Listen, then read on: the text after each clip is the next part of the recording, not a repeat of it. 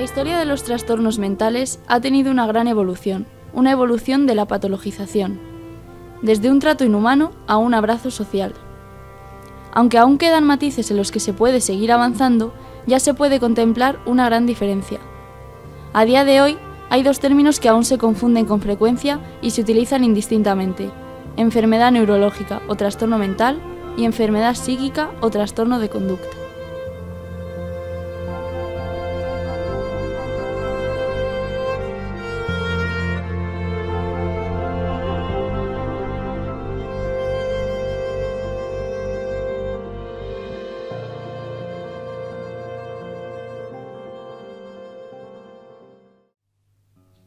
Cuando se habla de enfermedades neurológicas, se está haciendo referencia, de modo general, a cualquier tipo de trastorno que implique al sistema nervioso, independientemente de sus causas o de sus síntomas.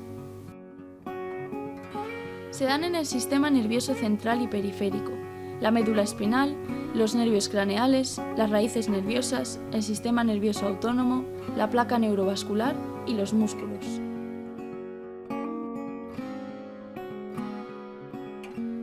Según Rodolfo Llinás, catedrático de Filosofía y Neurociencia de la Universidad de Nueva York, muchas de las enfermedades nerviosas, como la esquizofrenia, guardan relación con la existencia de frecuencias altas o bajas de la actividad neuronal. La coexistencia de estas frecuencias altas o bajas puede llevar a que el cerebro se encuentre parcialmente dormido. Las causas de las enfermedades neurológicas son tan variadas como sus manifestaciones. Entre las más habituales encontramos las alteraciones genéticas, las lesiones de los nervios por causas externas, las infecciones, los trastornos vasculares y factores relacionados con el estilo de vida como la malnutrición o el consumo excesivo de determinados compuestos. De estas enfermedades se encarga el neurólogo, un médico que se ha especializado en el estudio de las enfermedades y trastornos que afectan al sistema nervioso, generalmente mediante la medicina. Diagnostica y trata enfermedades como puede ser la migraña o la esquizofrenia. Se explora el sistema nervioso a partir de verificar cómo funciona la fuerza muscular, los reflejos, las sensibilidades, el equilibrio y otros muchos aspectos de acuerdo al trastorno tratado. Existen muchos tipos distintos de enfermedades neurológicas, que se pueden clasificar en función de distintos criterios, si nos guiamos por la localización de las alteraciones. La esquizofrenia es una de las enfermedades mentales más graves que existen. Afecta al pensamiento, voluntad, emociones, relaciones sociales.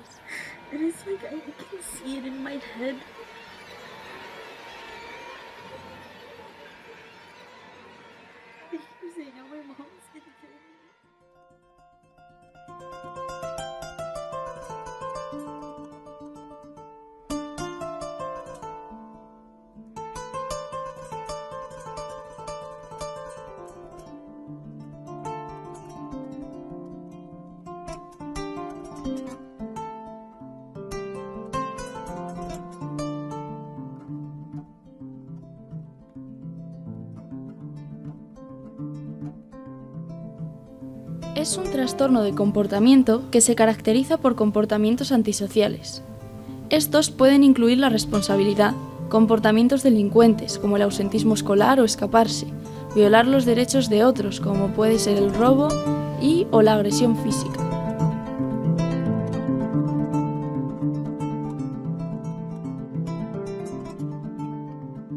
Los trastornos de conducta son aquellas modificaciones comportamentales que podemos apreciar en las personas, especialmente en los niños, en los púberes, incluso en los adolescentes.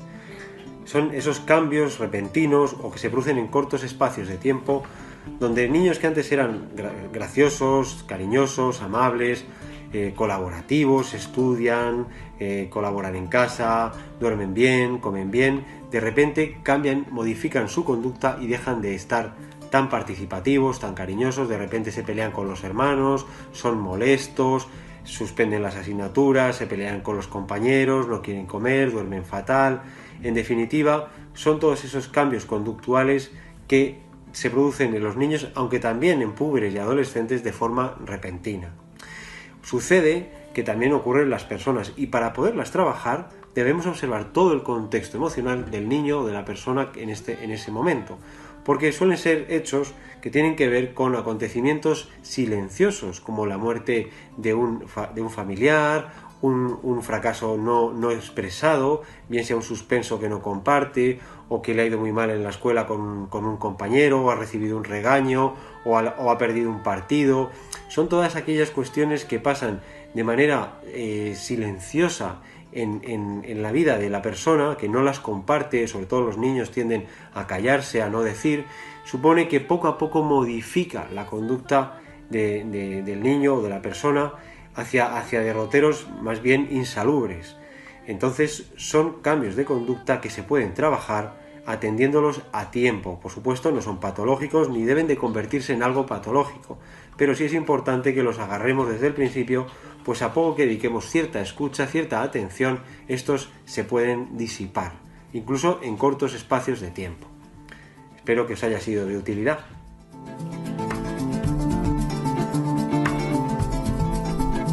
Las condiciones que contribuyen al desarrollo del trastorno de la conducta se considera que son multifactoriales, lo que significa que muchos factores contribuyen a la causa. Entre ellos, los niños o adolescentes que viven en ambientes desfavorecidos, disfuncionales y desorganizados. Los síntomas más comunes se ven en 4 grupos principales. La conducta agresiva, donde estaría el acoso, las peleas físicas, violación, etc. La falsedad, lo que sería mentir, robar, delincuencia, etc. La conducta destructiva, que sería el vandalismo, el incendio provocado, etc. Violación de reglas, como puede ser el ausentismo escolar, escaparse, burlar, etc. Sin embargo, cada niño puede experimentar los síntomas de manera distinta. Esto lo diagnostica y trata un psiquiatra o un psicólogo infantil o profesional de la salud mental. Una historia detallada de la conducta del niño por parte de los padres y profesores, y algunas veces pruebas psicológicas, contribuyen al diagnóstico. El objetivo del tratamiento o terapia cognitiva conductal es mejorar las destrezas de resolución de problemas, destrezas de comunicación, control de los impulsos y destrezas de manejo de ira.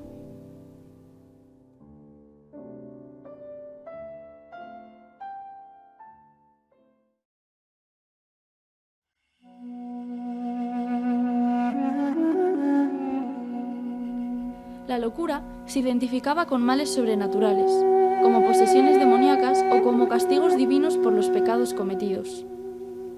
Para esto se veía como remedio el confinamiento. Ahí experimentaban de manera salvaje con ellos, les torturaban. Lo que en el siglo XIV había sido un convento de la Orden de la Estrella de Belén en Londres, se convirtió en Bethlehem Royal Hospital, también llamado Bedlam. Fue el primer hospital en acoger pacientes con enfermedades mentales, pero este no se hizo famoso por ser pionero en tratar enfermedades mentales, sino por el maltrato a los pacientes. Los consideraban salvajes y peligrosos, y por ello eran atados y encadenados. Bedlam se convirtió en una atracción turística. Por el precio de un penique se podía contemplar el espectáculo que brindaban los prisioneros. Si el espectáculo de aquel día no cumplía con las expectativas, se permitía llevar palos para pegar a los enfermos y elevar el nivel del show. Incluso, algunos les daban alcohol para ver cómo actuaban borrachos. Se registraron más de 96.000 visitas. Se trataba del mayor espectáculo de Londres. Además, se practicaba con ellos el exorcismo y eran quemados vivos en la hoguera. Más tarde se permitió que la ambulancia se presentase en su casa y les secuestrase llevándoles a un manicomio o a un lugar de aislamiento y torturarles con electroshock, ya que se consideraba una enfermedad que podía contagiar. Además, no se diferenciaban los trastornos mentales de los de conducta, por lo que no importaba lo que te ocurriese, ya que te iban a tratar y ver de la misma manera. En 1910 hubo un movimiento antipsiquiátrico que rechazó la metodología de la psiquiatría tradicional. Pero hubo una pequeña evolución. En 1943 se introdujo la rehabilitación como método terapéutico. En el siglo XX, Foucault y Freud llevaron a cabo unos estudios que favorecieron la calidad de vida de los enfermos mentales. Pinel y Esquirol rompen las cadenas de los locos, sentando, tras haberlo empezado Freud y Foucault, las bases de la psiquiatría, aunque la sociedad les seguía aislando y rechazando. En el paso del siglo XIX al siglo XXI vemos un progreso, una gran diferencia, una evolución en la sociedad, donde encontramos y reconocemos la distinción entre trastorno mental y de conducta, donde psiquiatras, psicólogos y médicos tratan estas enfermedades, donde la mayoría pueden llevar una vida normal, apoyados por los profesionales y las familias. El pensamiento de la locura, de lo que se veía como una enfermedad incurable y contagiosa o un castigo divino, ha quedado atrás. Enfermedad crónica. Llevo una vida muy normal, me encuentro muy bien desde el 2008 que dieron con mi medicación y gracias también a que tengo una psiquiatra muy buena y por el apoyo de mi familia también, entonces estoy muy bien y el trabajo también hace. Es bastante posible con apoyo y medicamentos, sobre todo apoyo. Si te sientes apoyado puedes con muchas cosas. Solo queda un paso más. En España se estima que 1 millón de personas tienen problemas de salud mental grave. De ellas, 400.000 están diagnosticadas de esquizofrenia y el 80% se encuentra en desempleo, por el estigma social que provoca la enfermedad. Y el paso final es el trabajo. Con el trabajo yo creo que se llega a la integración plena del enfermo. O sea, afortunadamente ahora salimos de los psiquiátricos, ¿no? Estamos con nuestras familias y yo creo que el paso último para la rehabilitación es el trabajo y también la independencia, la emancipación un poco del enfermo, independencia económica. Al igual que ocurre con otras enfermedades crónicas, una persona con esquizofrenia con un adecuado seguimiento y el apoyo de todos puede llevar una vida normalizada e integrada en la sociedad.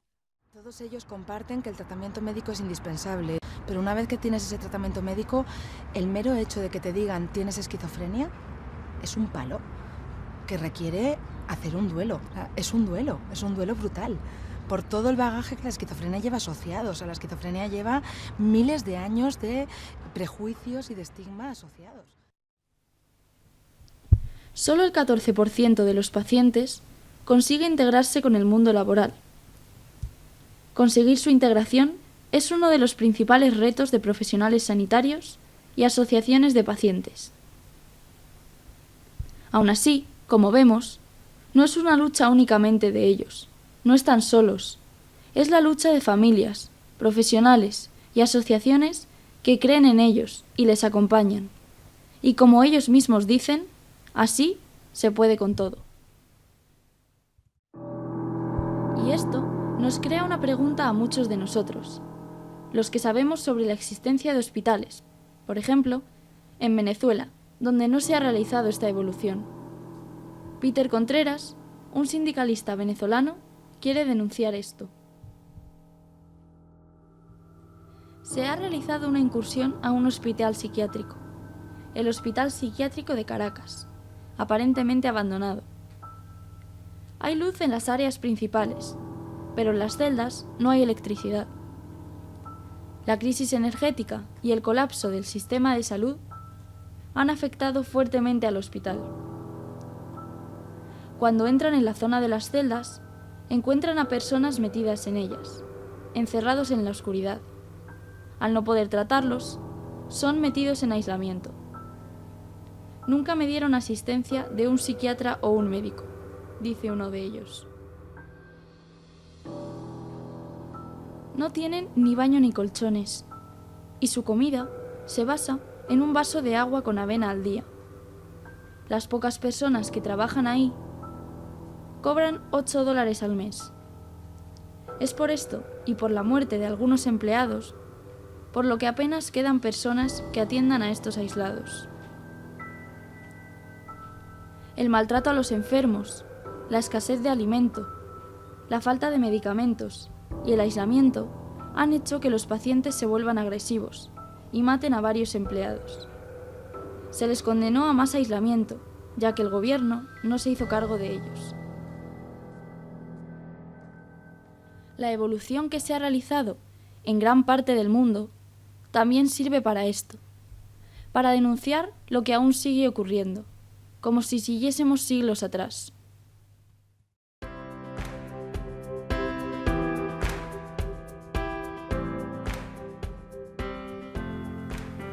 Así como en muchas tribus africanas se rodea a estas personas, dándolas calor humano, sin separarlas de su familia, la naturaleza inserta en el ser humano demuestra que la gravedad de sus disfunciones se reduce notablemente cuando son tratados con apoyo y la propia presencia de la comunidad.